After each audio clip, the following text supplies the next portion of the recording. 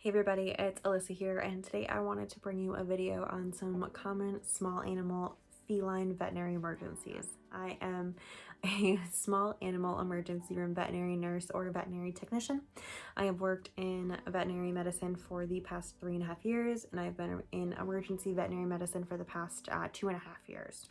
So something we commonly see more times in cats than dogs would be an animal presenting with respiratory distress.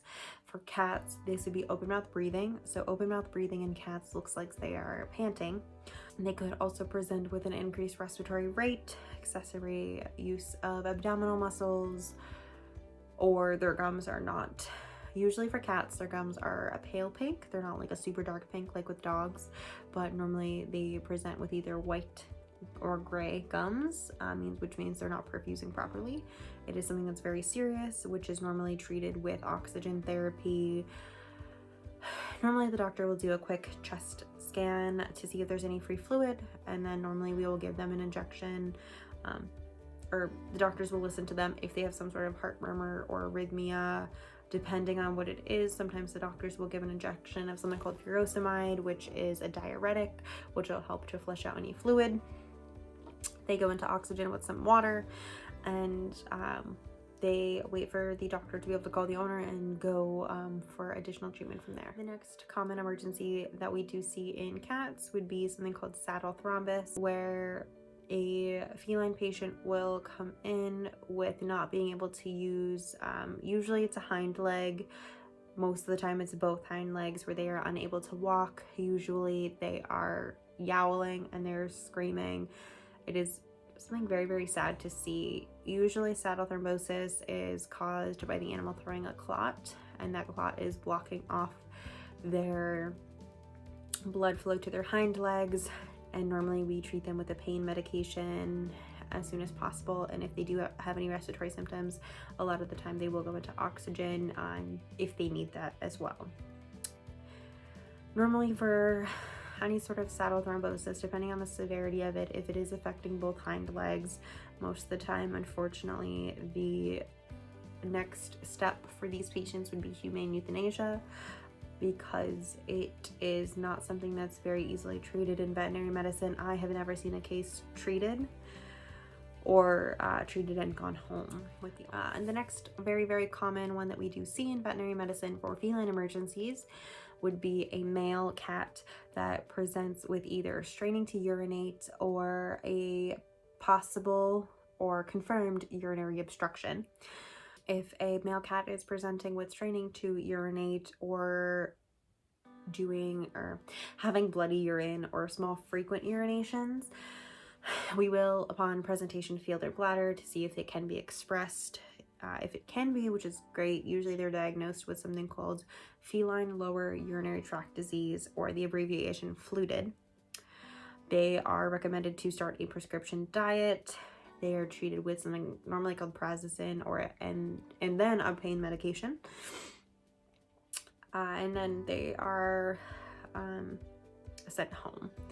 Normally, if an animal presents as being FLUTD, it can lead to a full blockage.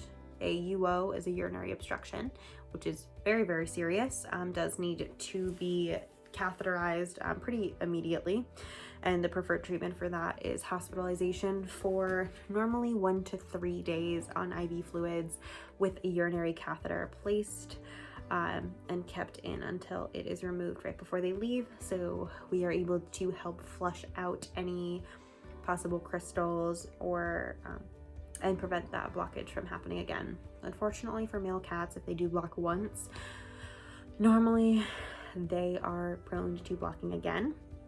Sometimes if an animal, if a male cat presents with blocking multiple times, the discussion will start to happen on whether they should have a procedure called a PU, which would be, I'll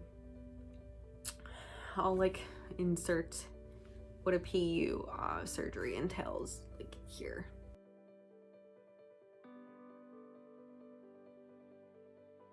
So another common emergency that we do see, like I said in the previous video, more in warmer months, would be felines that get hit by a car. Normally, Any cat that gets hit by a car, I definitely think canine hit by cars are more frequent than cats, because cats are faster creatures in general. Normally, because cats are smaller, if one part gets hit, normally their entire body gets hit. I've seen a lot of trauma when cats present with getting hit by a car. Normally the outcomes are not very good, but like I said in the previous video, based on the circumstances, diagnostics, and everything that are done when they come into us.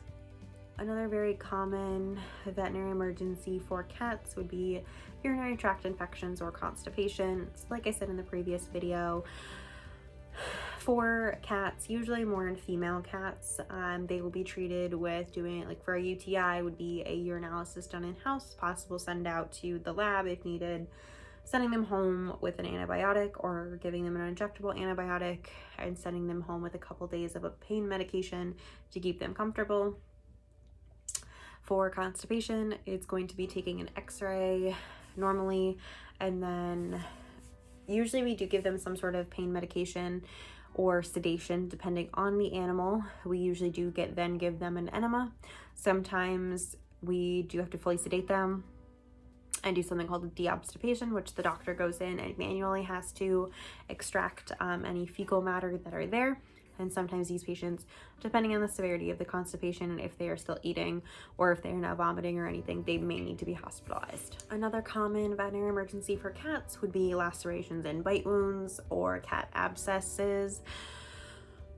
Normally cats can get a wound and not show any symptoms of it or blood or anything on them. These are normally only indoor-outdoor cats. They can present later on with some sort of abscess, which we kind of treat normally as a wound of unknown origin, usually for cats versus as dogs.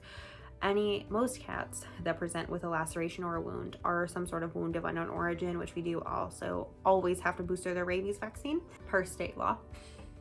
For some reason it was witnessed, like the same dog in the house or whatever, like bit the cat or something.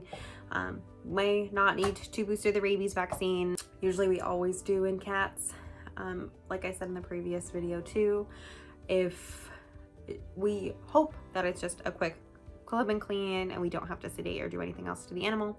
Sometimes when that is needed, the doctor will write up sedation, we will clip and clean the area, and the doctor will have to go in and suture or staple the area, e-collar applied, and then medications to go home once they're fully awake. And the next one that is definitely not as common, but I've seen a couple of times working in emergency veterinary medicine, would be some sort of fish hook impalement. The two I've seen have been oral impalements, where the cats got under the deck where the fishing supplies was, and they saw the tackle box, or they opened the tackle box, they saw something shiny, they bit it, it had a fish hook on it. Normally these ones are pretty quick. They come in, we normally remove it. The cases I've seen, the cats have pretty much let us do it without sedation, but I can see how that could be needed. Normally we are able to get it out or cut it out without sedation. Doctor's exam, normally no meds to go home. In rare cases that could be needed. Another common feline veterinary emergency would be seizures. So I kind of explained this more in the canine video in this series. Would be one seizure, usually monitoring, no medications. If for some reason they have multiple small seizures together, something called cluster seizures, we would recommend either hospitalization for continued monitoring and regulation on medications, or possible neurologist referral.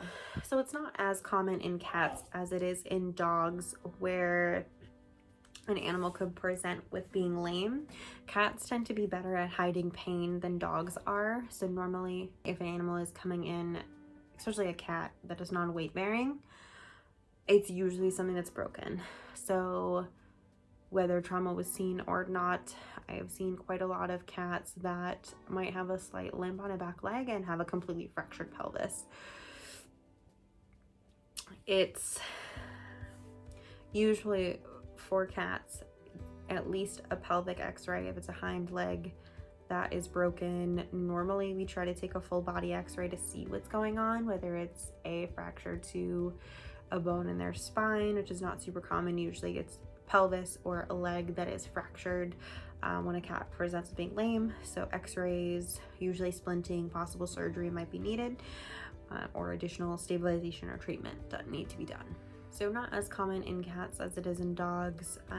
Very few and far between for cats would be some sort of toxin ingestion. Usually for cats it would be some sort of flour, like lilies are very, very toxic to cats. There are lots of other things that can be toxic to cats. Again, call poison control, they'll direct us from there.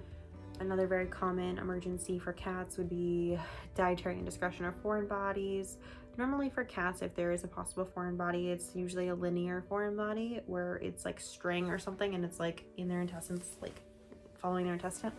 Which if it's a long piece of like string or tinsel or something, it can start to saw through the rest of the intestine, because it's one part's going to continue moving down the intestines and the other one's going to be like anchored normally to the stomach, and it can start to slice through the intestines if not surgically removed. Another not as common in cats, because normally cats are not intentionally bred, so we definitely don't see as many of these, would be birthing difficulties of a dystocia or a pyometra. I've seen only one case. It was a very interesting case presented where they thought they had a male cat and it turned and they came in for, I don't know, they were like something hanging out of its anus or something, and it turned out to be a female cat that was giving birth to kittens. Because suddenly in the past few weeks it looked like her like abdomen was like growing, because it was. But that was a very interesting day. Yeah, normally it can happen where we do have an occasional dystocia for cats that come in, but it's not super common, and it's not very common for us to do C-sections on cats. Another thing that is very common in cats would be kind of like dogs, a pyometra, which would be that uterine infection that would need to be surgically removed. I've seen more of these in dogs than cats, but I have seen a couple in cats too. Most of the time they go to surgery, emergency spay, and they are hospitalized for another day or two, and then they go home. Another super common one, more in cats than it is dogs, would be some sort of anorexia or weight loss. Normally, unless there's other factors going on, these should ideally be seen by a primary vet to begin with, because through emergency we don't manage any chronic conditions.